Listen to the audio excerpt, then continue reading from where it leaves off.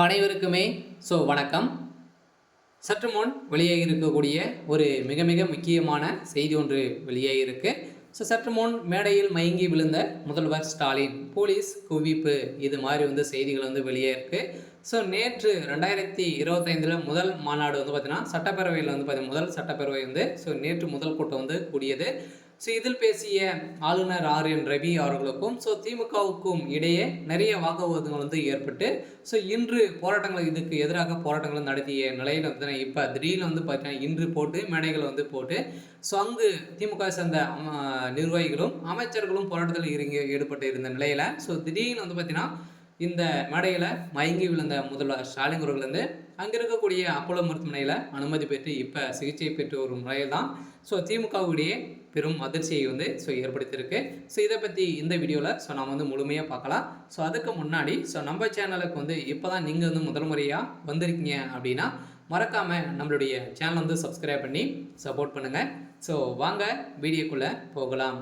பார்த்தீங்கன்னா இன்று ஒரு மிகப்பெரிய போராட்டங்களாக நடந்துட்டு இருக்கு இல்லையா. இன்று பார்த்தீங்கன்னா மாவட்டம் தலைநகரமாக கண்டனம் ஆர்ப்பாட்டம் நடைபெற்று தனது திமுக அறிவித்துள்ளது. 2025 முதல் கூட்டம் பார்த்தீங்கன்னா நேற்று நடந்தது. இந்த கூட்டத்தின் ஆளுநர் ஆர்.என். ரவி தனது உரையை வாசிக்காமலே பார்த்தீங்கன்னா அவர் வெளியேறது ஒரு மிகப்பெரிய சர்ச்சையாக ஏற்படுத்தியிருந்தது. அங்கிருந்த திமுக சார்ந்த அமைச்சர்களும் திமுகவுடைய கூட்டணிகளும் பார்த்தீங்கன்னா கண்டனங்கள் தெரிவித்துட்டு வந்திருந்த நிலையில் இப்போ தமிழ்நாடு இப்போ பார்த்தீங்கன்னா தமிழ்நாட்டில் பாஜகவும் அதிமுகவும் ஒன்றிணைந்து பார்த்தீங்கன்னா செயல்படுவதாக ஒரு அறிவிப்பு வெளியாக இருக்குது. இதன் அடிப்படையில் தான் இப்போ பாஜகவும் கூட்டணியும் கண்டித்து திமுக சார்பில் இன்று காலை 10 மணி அளவில் பார்த்தீங்கன்னா அதிக போராட்டங்களும் நடத்திருக்கும் நிலையில் இந்த போராட்டத்தின் அடிப்படையில் அங்கு மிகப்பெரிய கலவரங்களாக தான் வெடித்தது. இந்த விடயத்தின் கலவரத்தின் அடிப்படையில் தான் பார்த்தீங்கன்னா திடீர்னு அங்கு கலந்து கொண்ட முதல்வர் ஸ்டாலின் அவர்களுக்கு திடீர்னு இந்த சம்பவங்களை கேட்ட உடனே பார்த்தீங்கன்னா மயங்கி விழுந்த சம்பவம் தான் அங்கே இருக்கக்கூடிய திமுக நிர்வாகிகளிடையே ஒரு அதிர்ச்சியை ஏற்படுத்தியிருக்கு. இருந்தாலும் ஏற்கனவே திமுகவுக்கும் ஆளுநர் ஆர்.என். ரவி அவர்களுக்கும் இடையே நிறைய வாக்குவாதங்கள் விரிசலாக தான் இருக்குது. இதன் அடிப்படையில் தான் திமுகவுடைய அரசு மீது நிறைய குற்றச்சாட்டுகள் மக்களிடையும் எதிர்கட்சி இடையும் பார்த்தீங்கன்னா குற்றச்சாட்டுகள் வைத்திருந்த நிலையில் இப்போ நடந்த அண்ணாமலை பல்கலைக்கழகத்தில் நடந்த சம்பவத்தினால இப்போ திமுக சார்ந்த அமைச்சர்கள் பேசக்கூடிய அறிகுறியே இல்லை அப்படின்ற மாதிரி தான் ஆளுநர் ஆர்.என். ரவி அவர்கள் போட்ட அதிரடி உத்தரவால் இப்போ திமுகவே பெரும் கதிகளுக்கு போய் தான் இருக்காங்க.